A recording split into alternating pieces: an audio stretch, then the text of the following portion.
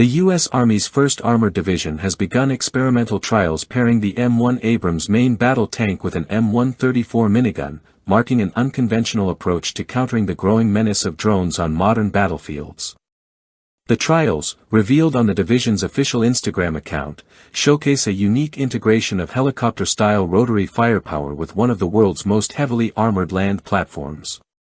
Instead of the tank's standard 7.62mm M240 machine gun mounted above the loader's hatch, engineers fitted an electrically driven 6-barrel M134 minigun, capable of unleashing up to 6,000 rounds per minute.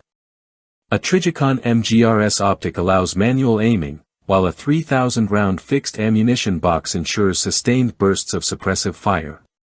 The concept seeks to bolster short-range defenses, particularly against fast-moving drones, FPV suicide units, and other loitering munitions that can bypass traditional active protection systems.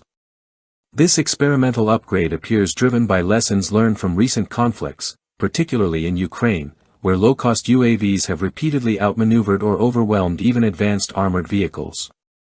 By combining the Abrams heavy armor with rapid saturation firepower, U.S. forces are exploring a last-resort solution to airborne threats, potentially preventing drones from closing in before more sophisticated systems can react. While this is not yet part of a formal weapons program, future versions may include automated fire control, radar-guided tracking, and AI-supported targeting similar to naval close-in weapon systems. Such capabilities would allow tanks to autonomously detect, track, and neutralize incoming drones, offering comprehensive self-defense in drone-heavy environments.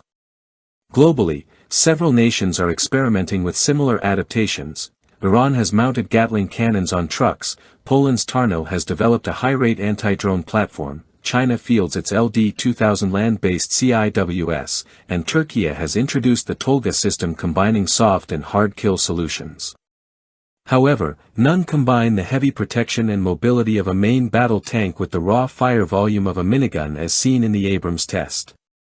This trial signals a doctrinal shift in how NATO and U.S. forces envision the battlefield of tomorrow, one where low-cost UAV swarms challenge traditional armor dominance. With drone warfare redefining ground combat, the U.S. Army is preparing to ensure its frontline spearheads can fight back in a sky filled with threats.